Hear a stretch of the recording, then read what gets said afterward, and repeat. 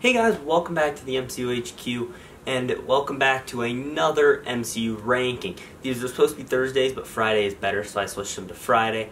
Last Friday, we ranked the new franchises of Phase 3, and recapped from worst to best. It went Captain Marvel, Doctor Strange, Spider-Man Homecoming, and Black Panther. So today, we are ranking the MCU Trilogies, and sneak peek next week, we're ranking the Avengers movies. So, MCU Trilogies today. Now, this is going to be a bit different than the last one. I'm not just going to go through and be like, this is the worst, this is third, second, first. No. This is going to be a competition. So there's 5 rounds to it, and each round is, you get points. You'll get 3 points if it's first place, 2 points for second place, 2 points for second place, and 1 point for third place. And now the competitions, the first one I have here is the first movie, so ranking the first films, and then ranking the second films, and then ranking the third films, and then we're also going to be doing the how it adds to the narrative of the MCU and the impact it has, and then lastly we're going to be doing just film execution overall, and I will get more into each of those categories when we get to them. And again, 3 points for first place, 2 for second, 1 for third. And after every round, I will write the current scores of each trilogy on the screen so that you guys can see them. So, without further ado, let's get into the ranking. First competition, ranking the first movie of each MCU trilogy. So, in third place here, taking the L, we have Captain America, the First Avenger. Now, I don't hate this movie. I actually really enjoy Captain America the First Avenger, and it's a film I'm going to rewatch after I finish the chronological viewing. I think it's right now, it's like at the top of the list of films I'm going to rewatch. And I did take notes here, so I don't forget to say anything.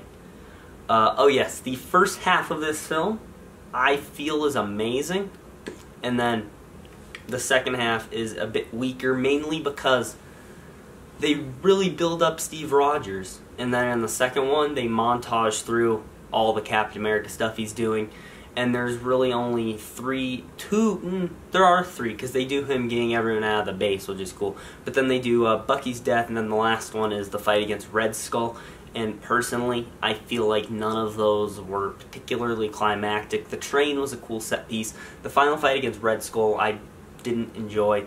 Him freeing the commandos, though, I thought that was pretty cool. The relationship between Steve and Bucky is great, and the chemistry between Chris Evans and Sebastian Stan is amazing.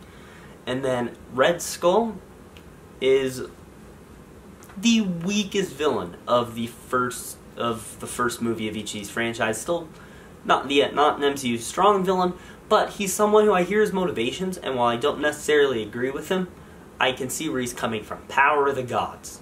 I mean, come on. Let's see. Star Spangled Man with a Plan runs on longer than it needs to. So, Cap's sacrifice, I say it in quotes because he didn't die. His sacrifice in this movie is highly emotional, even though I feel like there's flaws in it. Like, he could have landed the plane. He could have just taken it off autopilot and done that, and then landed it somewhere. But whatever, and this movie does have a fantastic ending. So, overall, Captain America the First Avenger is a mediocre film. Still not awful, definitely rewatchable, but not enough to win this round. So I'm giving Captain America the First Avenger a C. I'm hoping that's forward for you guys. I am going to grade them as I do them. Okay, number 2, we have Thor.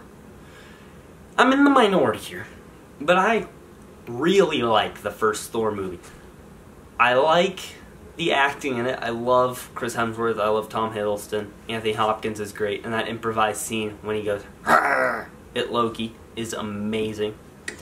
There's a lot of Dutch angles in this movie, though. Might touch on that later. I can't remember if I wrote it down, but there's a lot of Dutch angles in this movie. They do get extensive, and I think of all 3 of these movies I'm ranking here, this has the best music. I still get chills just hearing the theme that plays when Thor is worthy again and he gets his hammer. Which, speaking of that scene, that's a great hero moment. I feel like Thor has some of the best entrances in the entire MCU.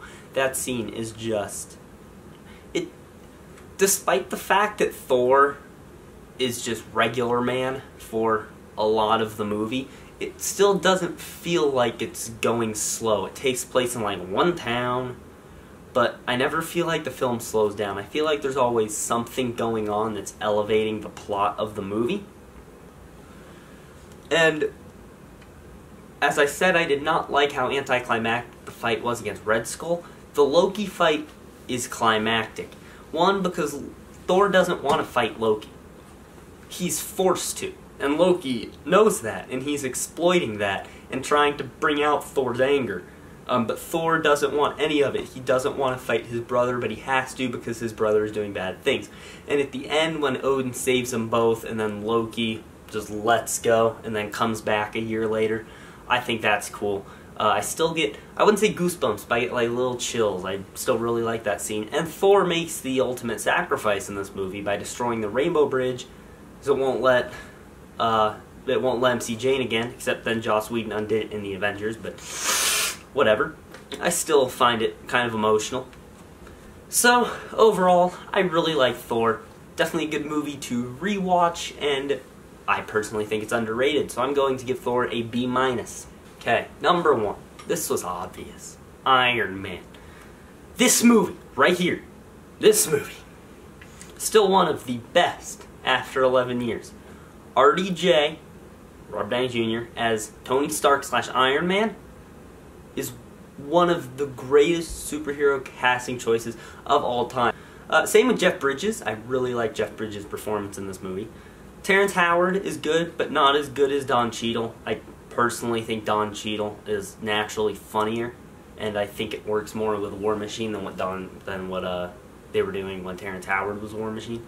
And I do like Ironmonger as a villain. He's not fantastic, but he was a good villain to start with, and I still do remember him years later. It was cool.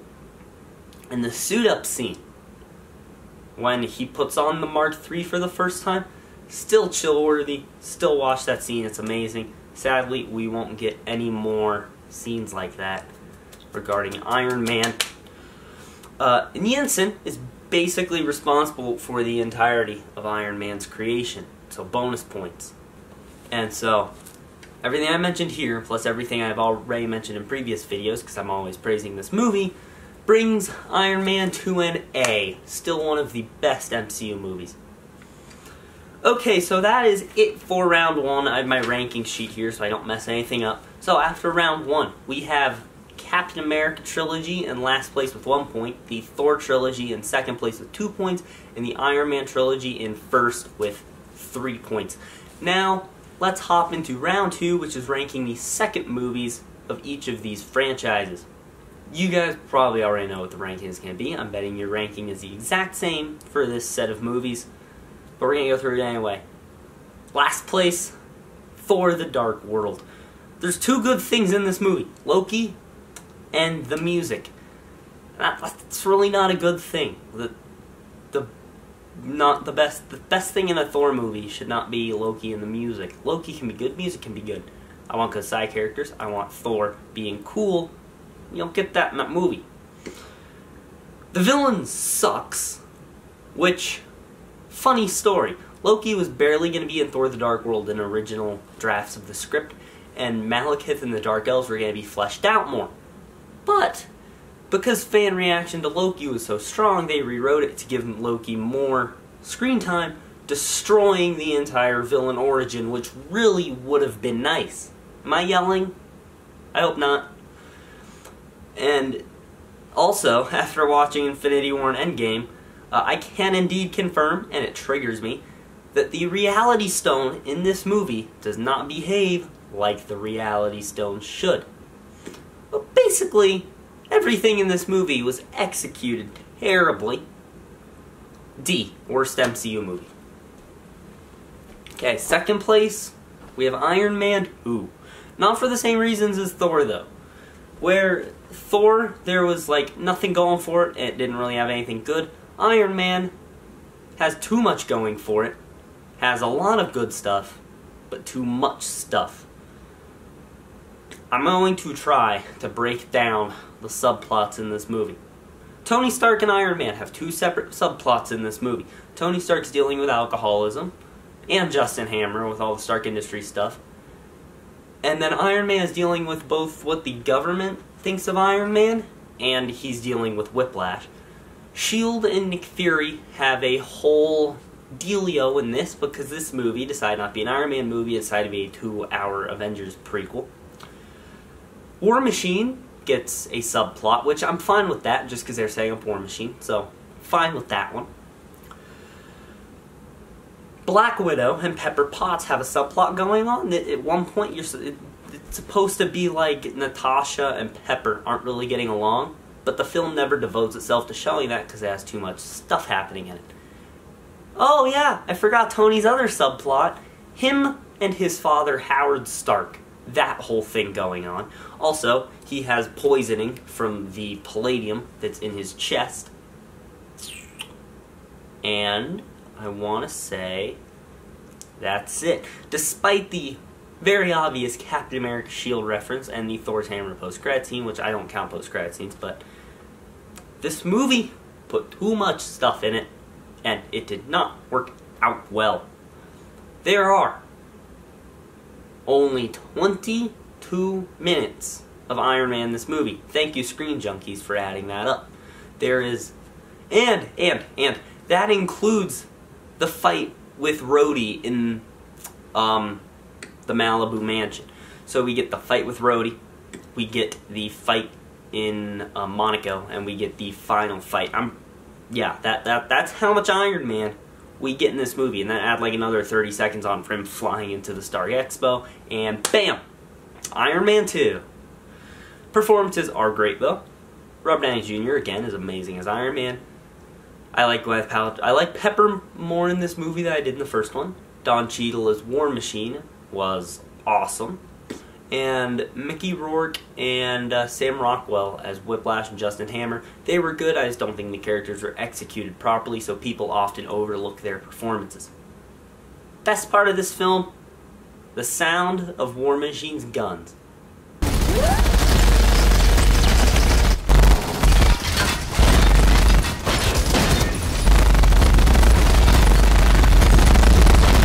Anyway, biggest positives.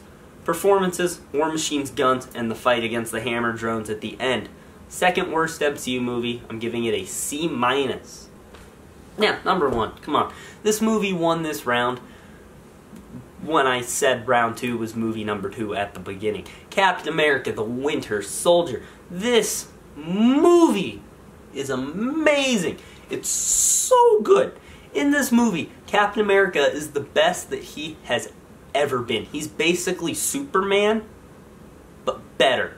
Marvel made Captain America Superman. Okay? The man jumps out of like a 20-story building, lands on his shoulder, then gets up and runs. It's amazing. He has one of the best fights in the MCU, like one-person fight, which is when he's in the elevator. That scene is just, it's executed perfectly, and I thought they were going to do it again at Endgame, but that's okay. Really, my only negative with this movie is I kind of wish that Nick Fury had stayed dead. Now, I love Nick Fury, but I think it would have been cool to see someone else take the role. Like, we could have seen Maria Hill step up. I think their reason for why he lived is, it doesn't really make much sense to me. The man gets shot 3 times through the chest with a sniper, and by the way, one of them was right here. That thing should have went through his heart. They bring him to a hospital, and he's already dying, and then they give him something that slows his heartbeat to 1 beat per minute, which we're not going to talk about the science behind that, but the man is already dying. His blood pressure would be not good, and his blood flow would not be good. His heart is pumping to stay alive, and then they slow it to 1 beat per minute. That right there should have gotten rid of him. And then he recovers underneath, what was it, the Hoover Dam? It wasn't the Hoover Dam, but he was under a giant wall of concrete with Joe Russo, and then, yeah, just chilling there the whole movie, and then he gets up, and then he shoots Alexander Pierce. It doesn't make much sense to me how he survived, and yeah, to this day, I think it probably would have been nice if he stayed dead, especially because I think Maria Hill is a really intriguing character, and I would like to see her do more stuff. but we don't get to. Anyway, Winter Soldier is amazing. He doesn't really have any motivations because he's just a brainwashed assassin, but he does the coolest stuff that like any MCU villain does. When he punched through the roof of the car and ripped out the steering wheel, and then they're like, oh boy, and they, oh yeah, he threw Sitwell in front of the truck. The fight on the helicarrier with Cap is amazing. The highway battle, I call it a battle because like it's more than just a fight. Like they got explosions, guns, 3 people, and then like there's a lot of it. It's more of a battle than a fight. But then it transitions to a fight relatively quickly when Cap goes at Winter Soldier, and the choreography in that scene is some of the best the MCU's ever had. And then it ends with him realizing that Bucky is the Winter Soldier, and it's phenomenal. So, one of the best MCU movies. I'm going to give it an A-. Okay, we have rankings now because this round is over. That's the wrong piece of paper. Where did I put it? There we go. Okay, we have rankings now because this round is over. So, at this point, we have Thor in last place with 3 points, Captain America in second place with 4 points, and Iron Man in first place with 5 points. So now let's move into round 3 here. Now round 3 is difficult because I really liked all 3 of these movies, but one of them has to go. And in last place we have Iron Man 3. Better than Iron Man 2, not great, but highly underrated.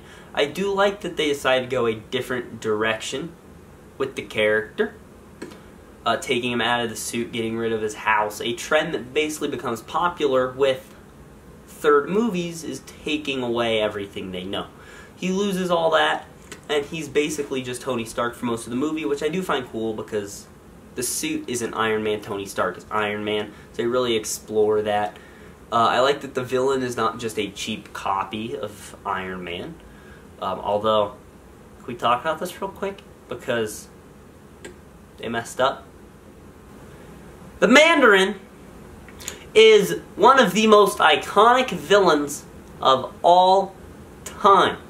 And they decided, you know what? Let's not do that!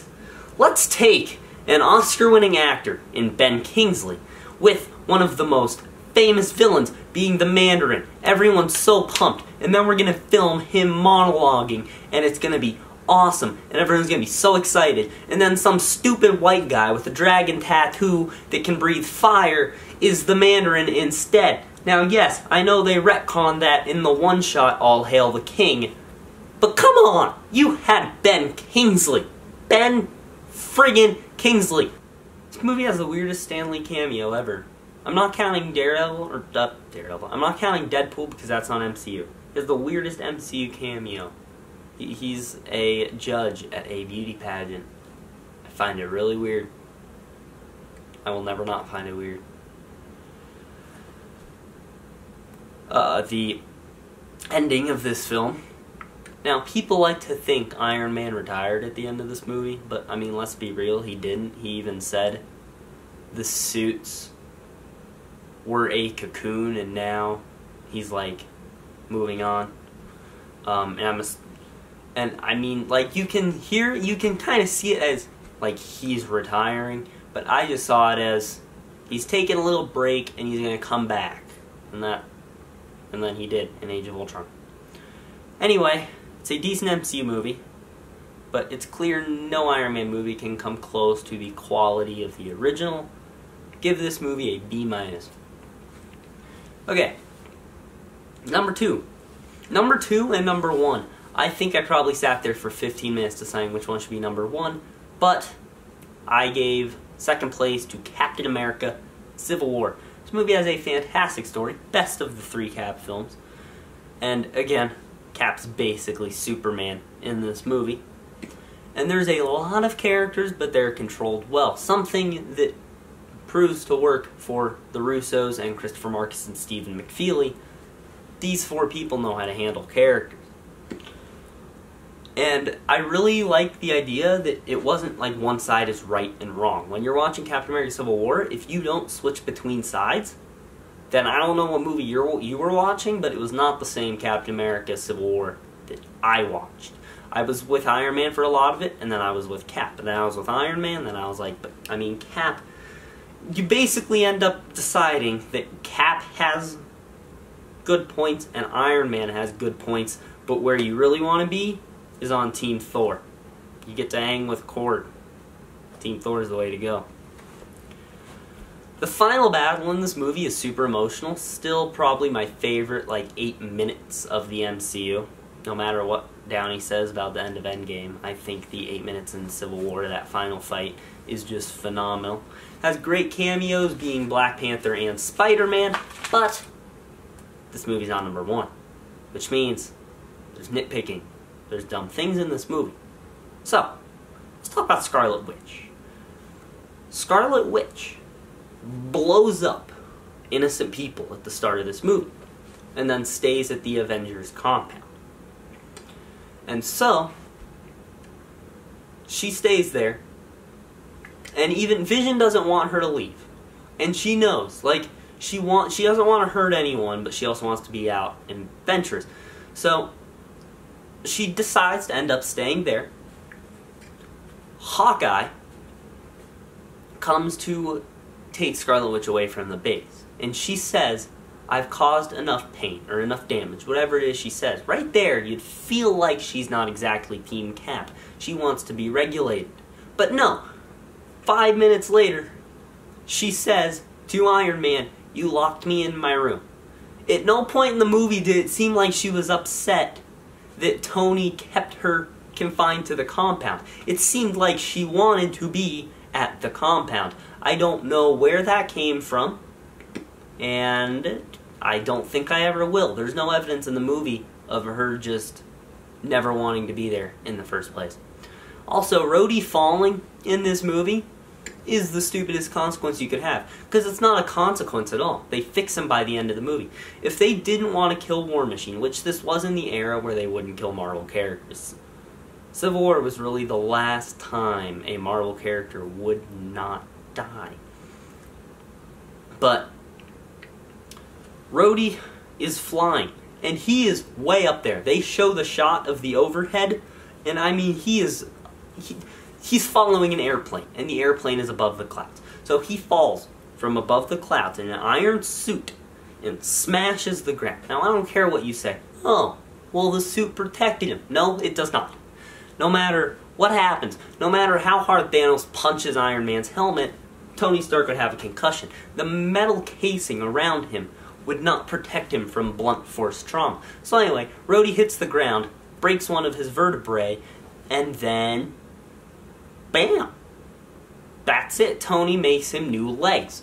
Now, I really would have preferred it if War Machine died. It would have given consequences to the Civil War. But since he didn't die, keep him paralyzed in the movie. Don't just immediately fix his legs 30 minutes later. It completely undoes what could have been really emotional. If they wanted to bring War Machine back, take him to Wakanda and give him a little metal spine like they did with Martin Freeman. Would have been so much better, but nope. Whenever I see Rhodey walk now, I'm like, that's the biggest cop-out in film history. And I watch The Dark Knight Rises. One scene, Bruce Wayne's leg is bad. Second scene, they put a brace on it, and then he's Batman again. I think this movie has a quicker fix than The Dark Knight Rises. Anyway, that's enough nitpicking. Every character is great in this movie, though. I'm hot. Every character in this movie is great, though. Especially Ant-Man. I love Ant-Man. I love Giant Man. Oh, it's great. Okay, number 1. Have to have a winner, and it was almost Civil War, but I picked Thor Ragnarok. Which means at this point, every trilogy has had a winner, a middleman, and a loser. So, this film, almost perfect. Thor actually became a cool character in this movie. Loki has an arc, and it's completed by the end of the film, and so the fact that he's dead in Endgame is good, because there's really nothing for his character now. You can bring back villain Loki, though, multiverse. You can do that, but don't continue the Loki that we've had. Hulk is Hulk. Hulk is great. The scene when Thor and Hulk are in Hulk's room, I get a kick out of it. It's amazing. And this movie introduced the best side character in the entire Marvel Cinematic Universe. Korg. I love Korg so much. I want a Korg solo movie. No one else, just Korg. Making jokes like Meek the entire time. I don't care. Just his opening scene. He's like, hey man, I'm Korg. I'm kind of like the leader around here. I'm made of rocks, but don't let that scare you unless you're made of scissors. Just a little rock, paper, scissors joke for you. From that first line, I knew he'd be great. And I loved everything he said. Except one thing. My only complaint with the movie is that they do sacrifice serious moments for jokes. Like the destruction of Asgard is a huge thing for Thor's character. He is watching his home get destroyed, and all the people behind him are the last survivors of Asgard. And now at this point, he has to be king. So he's having just this rush of emotions. And there didn't need to be any music in the scene, there didn't need to be any comments. Just all of them watching the destruction of their planet. But instead, they wrote in Korg saying, the destruction's not that bad. As long as the foundations are still there, we can rebuild. And then Asgard blows up and he says, oh, and now those foundations are gone. Sorry. They did not need to say that. Did not. But, back on point, Thor versus Hulk is an awesome fight. And the Grandmaster and Hela are both amazing villains, and personally I think Cate Blanchett and Jeff Goldblum stole the movie. And another thing I did notice after Ragnarok is any Thor story where he doesn't have his hammer is a good Thor story. In the first one he didn't have his hammer, I liked it. Second one he had his hammer, it sucked. Third one, he lost his hammer right away, and it's one of the best MCU movies. Anyway, so Thor Ragnarok, still one of the greats. I'm giving it an A. And I don't think I can't remember if I did a grade for Civil War, so that movie's an A-. Okay, well, that is the end of round 3. So, at this point, all of our trilogies are tied up at 6 points each. So we have 2 more rounds to determine a clear winner. So, round 4, we have adding to the MCU narrative and the impact that it had on the greater Marvel Cinematic Universe. Now, what I mean by this is, does it basically add something to the MCU, or does it feel very separate? Now, yes, I know a lot of the films feel separate. For example, well, no, that's not a good example. The Ant-Man movies feel very separated from the rest of the movies, but they do add something new, especially to Endgame, which is the idea of quantum stuff. So, basically I'm saying, is it standalone? Does it really not matter? Does it really not matter, or does it add something to the greater story? Now, for fairness reasons, I cannot really use Endgame as an argument for this, considering the writers and directors made it a point to really reference every movie and bring something from every movie into the story. So saying something like Iron Man's arc reactor means that Iron Man should win because it adds something to the story, seeing the original arc reactor in Endgame, that's not really fair, because then you can't have a winner, because Endgame did that with every movie, except Hulk. So, Endgame aside, we are looking at how these ends give to the greater MCU. So, in last place, we have the Iron Man Trilogy. Now, yes, the Iron Man Trilogy is great, but instead of the Iron Man Trilogy adding to the MCU adds to the Iron Man Trilogy. The ending of Iron Man 2 was literally just a rundown, seeing a scene from Thor, seeing a scene from Incredible Hulk. That's the ending of Iron Man 2. And Iron Man 3 feels more like a direct sequel to the Avengers than an actual Iron Man setting up something else. Considering Tony Stark's whole subplot in that movie is because of the Avengers. So, it doesn't feel like it adds really anything to the story. There's no events from Iron Man 1 and 2 that carry over. So it's not necessarily a bad thing that the movie does all this, it just makes them feel very separated. And unless you're watching Endgame, they don't feel too important. So this has to have last place. Now, second place, we have the Thor trilogy. Because the first Thor is 100% a direct tie into Avengers. The villain from Thor is the villain in the Avengers. And they have direct references to the characters and events that happen in Thor that are not only important to the first Avengers movie, but also later on to Thor's character. These things are important, so it really does set up things we can do with Thor later down the line. Thor 2 doesn't really have any importance outside the fact that it has an Infinity Stone in the movie, which I touched on earlier. They screwed up how the Infinity Stone works in that movie. But Ragnarok is where things get interesting. And that's mainly because these last few movies were basically like, Infinity War's coming, we gotta move. So, yeah, itchy nose. Mainly because events of Ragnarok allowed Infinity War to happen, like Odin's death and the destruction of Asgard were really two of the things that allowed Thanos to happen. If Odin was still alive and Asgard was still around, Thanos probably wouldn't have been able to begin his quest right away, but because that happened, he was set. Okay, number one here, we have what most ties in, and that is the Captain America trilogy. The first Cap movie really does feel like it's standalone, even though Avengers does talk a lot about, what he was like, and they still do bring that up in Civil War. And they do make it a point to really reference the first Cap movie, but it doesn't really offer anything. But Winter Soldier, this movie changed everything. S.H.I.E.L.D's gone, the organization that created the Avengers. And the director went underground, and Hydra was now a huge thing. Something that would become important in Age of Ultron, Ant-Man, Civil War, and Agents of S.H.I.E.L.D., but we're not talking about TV shows here. And then we get to Civil War, the movie that destroyed the Avengers, to the point that 1, 2, 3, 4, 5, 6, 7, 8. It took 9 movies to resolve the events of what happened in Civil War. It carried over so much. In Spider-Man, there are 3 Avengers, being Iron Man, Rhodey, and War Machine. In Infinity War, the reason the Avengers couldn't win is because of Civil War. They were separated, they weren't working together. And it's because of those last 2 Cap movies that completely changed the scope of the MCU that I have to give the Captain America trilogy the victory. So, here we go. We have rankings again. So, going into round 5, in last place we have the Iron Man trilogy with 7 points, the Thor trilogy with 8 points, and the Captain America trilogy with 9 points. So, here we go, round 5. Arguably the most broad and complicated round. So this round touches on film execution.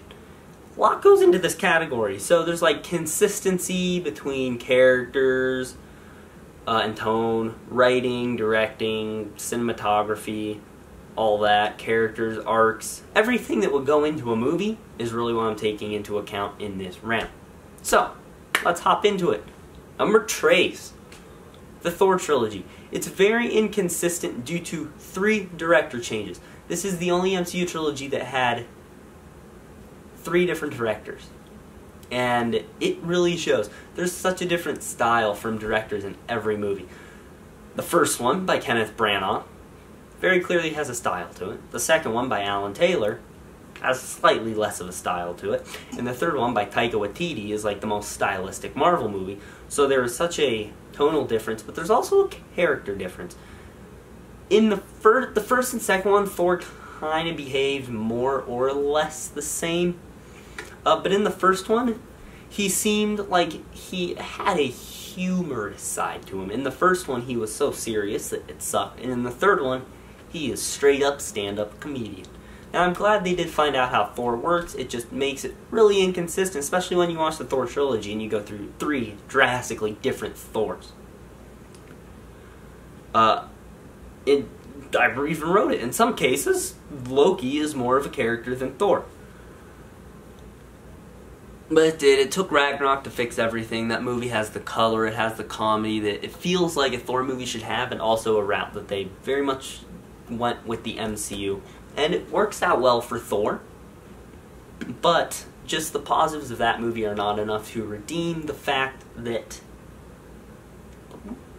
trilogy was not executed the best. Number 2, Iron Man Trilogy. 2 of the films are very consistent in this due to the same director being Jon Favreau.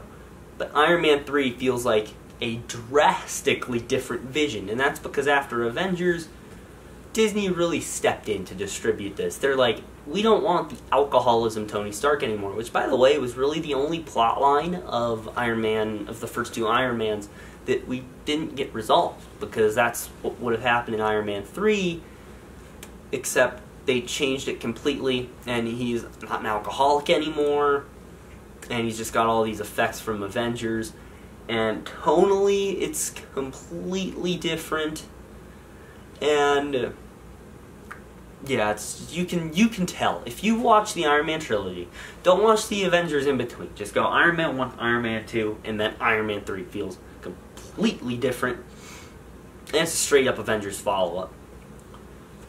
It does have good concepts, though, but outside of Tony Stark, characters don't really have much to do. Rhodey, sorry, something stuck in my throat. Yeah, Rhodey basically flies around this whole movie. Pepper is a damsel in distress in this one.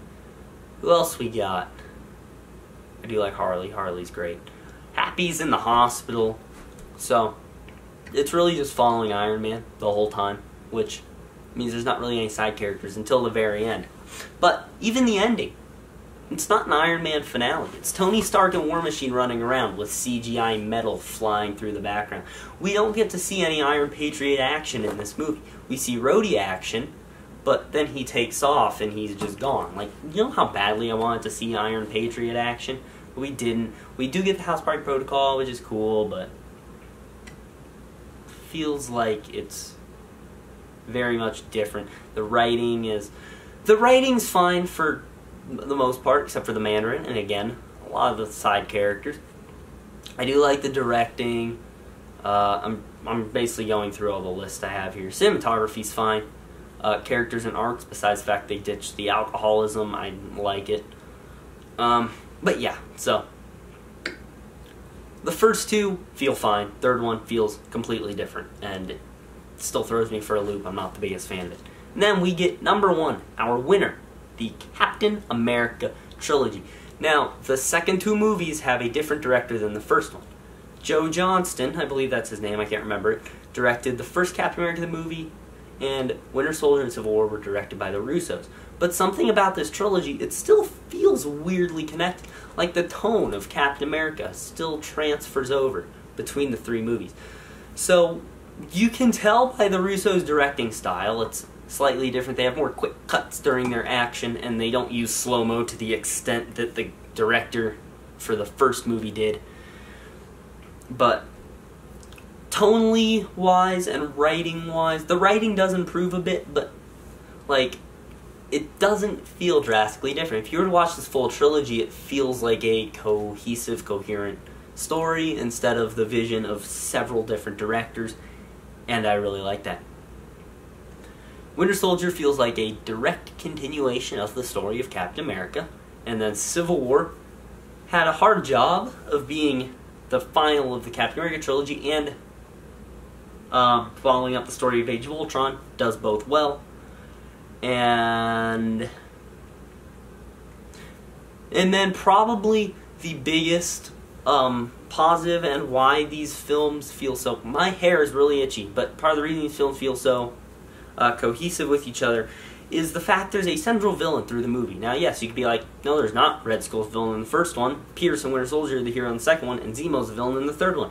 What do all those villains have in common? I'll give you 5 seconds. 5, 4, 3, 2, 1. Hydra. Hydra is the central villain.